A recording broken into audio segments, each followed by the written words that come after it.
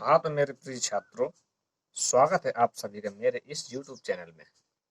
तो साथियों, आज मैं दूसरा पार्ट लेकर के आया हूँ पाई चार्ट का। इसमें देखिए साथियों, गौर से, ये बहुत सरल चैप्टर है।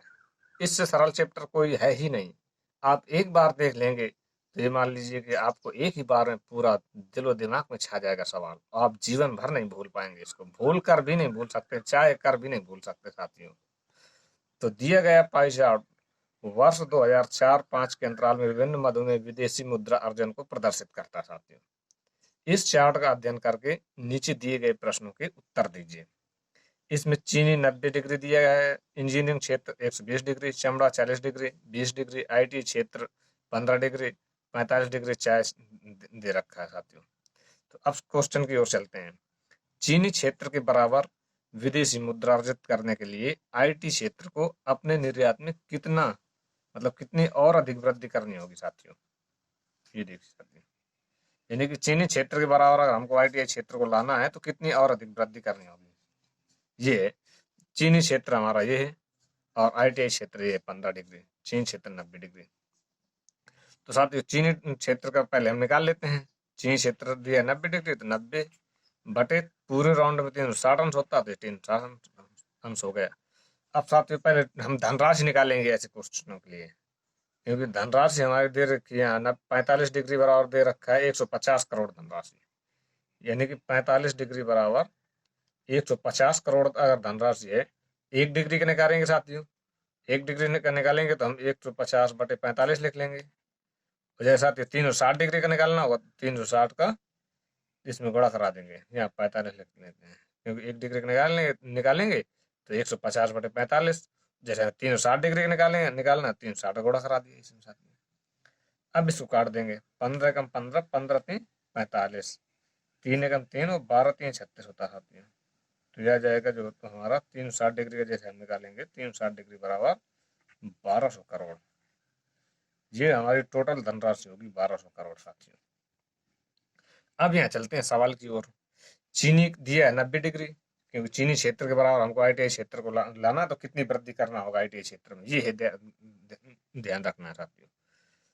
तो इसमें गुणा करा देंगे 1200 करोड़ का, 9 कम 9, 9 चौको 36, 4 आया, 4 से काटा इसको, 4 तिया 12, यानी कि 300 आ जाएगा।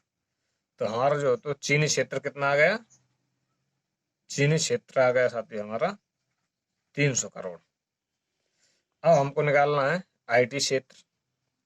आईटीआई क्षेत्र दिया है 15 डिग्री साथियों, तो आईटी क्षेत्र 15 डिग्री दिया, तो प्रोसेस वही रहेगी साथियों, 15 बटे 360, जैसे उसमें 90 बटे 360 किया था, इसमें 15 बटे 360 और घोड़े में 1200, क्योंकि टोटल धनराशि 1200 है।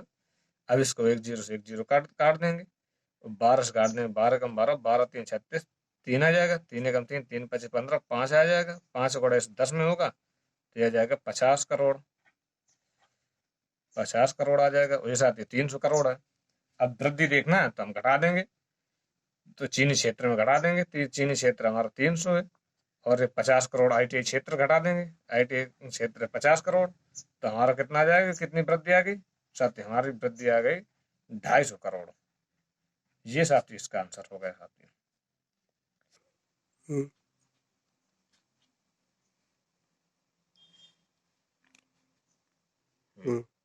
विदेशी मुद्रा अर्जन में मूल्य की दृष्टि से चीनी क्षेत्र का इंजीनियरिंग क्षेत्र के निर्यात का कितने असर।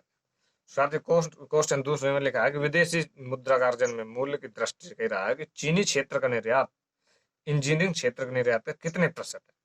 चीनी क्षेत्र आपका ये है और इंजीनियरिंग क्षेत्र ये है, तो आपको इंजीनियरिंग क्षेत्र से निकालना है कितने प्रतिशत है।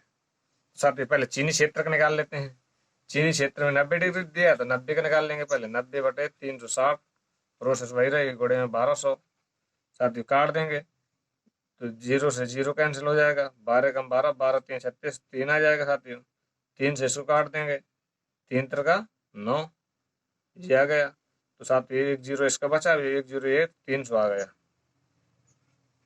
300 करोड़ आ गया साथी, यानी कि चीनी क्षेत्र हमारा आ गया 300 करोड़। अब हमको निकालना है, क्या निकालना है साथियों, इंजीनियरिंग क्षेत्र। इंजीनियरिंग क्षेत्र में हमारा दिया 120 डिग्री, ये इंजीनियरिंग क्षेत्र है, तो यहाँ से निकाल लिया हमने 120 डिग्री। 100 बटे में वही लिखेंगे 360 गुणे में 1200 टोटल धनराशि थी 1200 करोड़। वो हो गया 12 कम 12 12 3 36 3 आया साथी। 3 से स्क्वायर काट दे 300 को 12 यानी कि यहाँ आ गया 400 करोड़ साथी। 400 करोड़ आ गए। अब साथ यही कह रहा है कि इंजीनियरिंग क्षेत्र निर्यात का प्रश्न पूछ रहा, तो इंजीनियरिंग क्षेत्र को हम नीचे रखेंगे। इंजीनियरिंग क्षेत्र में कितना है 400 करोड़, इसको हम नीचे रखेंगे तो 300 करोड़ ऊपर रख लेंगे। वैसे ही हम परसेंटेज निकालते हैं तो साथ बड़ी संख्या नीचे रखते हैं तब उसका परसेंटेज ज्ञात करते हैं। तो साथ हम परसेंटेज निकालने के लिए लिखेंगे 300 बटे 400 और घोड़े में 100 का घोड़ा कराते हैं तब परसेंटेज ज्ञात करते हैं साथी। 0 से 2 जीरो कैंसिल। अब 4 का भाग देंगे 300 में, 4 सत्ते 28 और 4 पंच 20, 75% ये आंसर आ जाएगा साथी। अब साथी देखो तीसरा सवाल। तीसरे में कहा है वर्ष 2004 5 के अंतराल में देश द्वारा अर्जित कुल मुद्रा कितनी थी। टोटल मुद्रा पूछ रहा है कि टोटल मुद्रा कितनी है देश द्वारा अर्जित। 2004-5 आंकड़ा जो साथी पहले इसमें राउंड दिया है, पूरा राउंड 360 आंसर जो निकाला था वही आंसर है साथी। इसमें कुछ करना ही नहीं है। टोटल मुद्रा कितनी है उसकी 12 करोड़।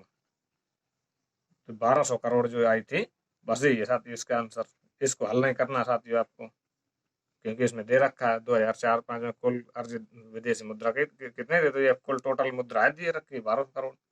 अब साथी अगला सवाल देखिए। हाँ तो साथी अगला सवाल देखिए, अगला सवाल हम यहाँ लगा दे रहे हैं। तो साथी इसमें अगले वर्ष अर्जन में 50% वृद्धि हो तो इंजीनियरिंग क्षेत्र समान यदि इसका प्रतिशत योगदान के समान हो। तो साथी उसमें 50% वृद्धि हो रही है साथी। अगर 100 में यार कोई कह रहे 10% की वृद्धि हो रही है तो ये 110 बटा 100 लिख सकते हैं। और कहते 20% की वृद्धि हो रही है तो 120 बटा 100 लिख सकते हैं साथियों। इसी प्रकार से कह रहा है 50% की वृद्धि हो रही है तो हम लिख सकते हैं 150 बटा 100।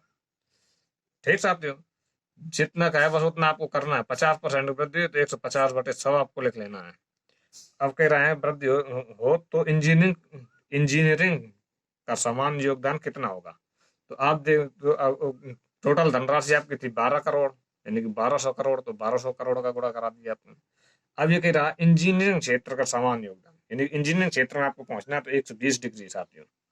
ये आपके 120 डिग्री इंजीनियरिंग क्षेत्र का यहाँ रख दिया आपने 120 डिग्री साथियों।